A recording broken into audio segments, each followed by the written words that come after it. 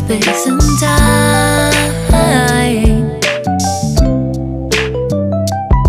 And I know how things must seem so fragile in our shells. And it's not so binary how we journey to ourselves. So how can I